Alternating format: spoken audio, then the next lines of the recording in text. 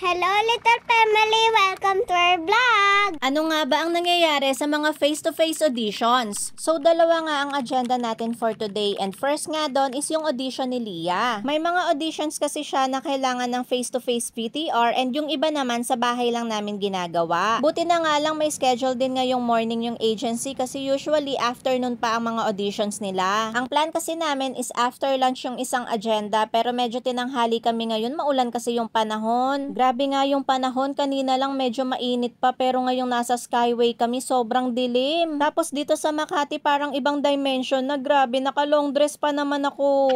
Parang mali tuloy ako ng desisyon sa outfit ko today. Ayoko pa naman ng mga ganitong tiis ganda. Akala ko kasi palakad-lakad lang ako mamaya sa MOA. Wala pa namang parking dun sa building na pupuntahan namin kaya ito tinali ko na lang yung dress ko para pagbaba mamaya. Andito na nga kami sa agency and siguro pang 4 si Lia sa line-up. So usually closed door nga yung mga VTR pero ipaparinig ko sa inyo yung mga ganap sa loob. Hi, I'm Lia Garcia, 96 years old, and my height is 3'8". Look to your right, face the wall.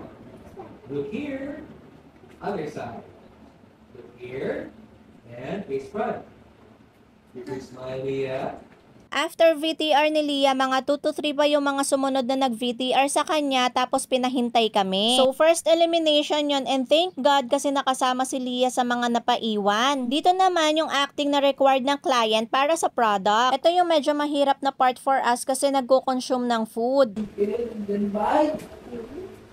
You've been happy. Hindi pa isa mapait. Sobrang excited.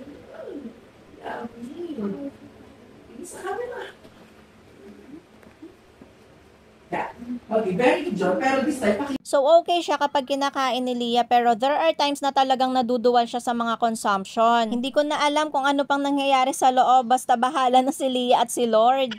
So ganyan lang yung ginagawa every audition and after nyan pwede na kayong umuwi. Magwe-wait lang kami ng call 2 to 3 weeks pero pag walang feedback that means hindi kami nakuha. If ever naman na matawagan kami, it doesn't mean na pasok na agad. Pwede pa silang magkaroon ng final casting at pwedeng maulit-ulit yun. O diba, hindi rin talaga biro ang mga auditions, talagang dadaan ka sa butas ng karayom. After nya, nagpatila muna kami ng ulan kasi sa kalsada lang kami nakapark. Off to our second agenda, ang highlight of the day, sunduin si Papa at pumunta ng MOA. Siguro mga magto 2 PM na to kaya talagang mga gutom na kami. Nagrereklamo na nga si Lia kada papapicturean ko siya kasi gutom na rin daw siya. Ang mali ko lang talaga, hindi ako nag-search kung saan kami kakain bago pumunta dito. Basta ang alam ko lang, gusto kong kumain ng hotpot, lalo pa malamig ang panahon. Nahirapan na nga kaming hanapin yung mga hotpot restaurant dito kaya nauwi ulit kami sa Yabu. Sulit na rin naman kasi dito kasi unlimited na lahat. Only rice, soup, cabbage, fruit, may sizes pa yung tonkatsu and may brown rice din sila. So after namin kumain, hinanap ulit namin yung carousel kanina. Dapat talaga si Lia at Papa lang ang papasakayin namin pero itong si Daddy biglang nag-aya. Dito na nga lang kami sasakay instead of playground kasi babalik pa si Papa ng Quezon. Hindi ko alam kung bakit last minute natakot si Lian sumakay sa horse at ang ending tumabi lang sa akin dito. Kung tutuusin, nakadress lang kasi ako kaya hindi ako makasakay sa horse. Kaya ayan tuloy, siksikan kami tatlo nila Papa dito. Pero ang sarap talaga sa pakiramdam gumawa ng memory kasama ang parent mo at ang anak mo. Next stop naman namin itong Barbie World. Akala nga namin nung una kailangan pang mag-register pero pwede naman palang pumasok at mag-picture-picture. Kaya itong bata parang nakawala, hindi alam kung saan pupunta. Sabi ko nga kay Daddy, sundan muna si Lia kasi magbi-video ako for vlog. Tapos maya-maya, ito na siya.